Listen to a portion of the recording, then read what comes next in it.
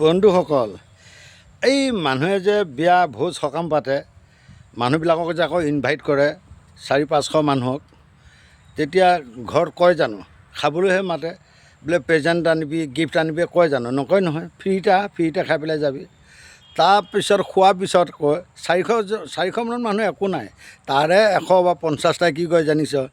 তই কি বিয়া পাতিলে, সকাম পাতিলে, মাংসই নাপালোঁ, হাৰ্ডিহে পালোঁ।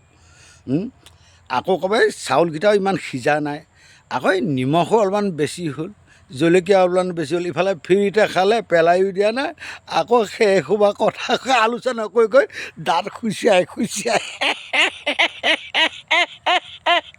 জানো পইচা দি সহায় কৰিছে।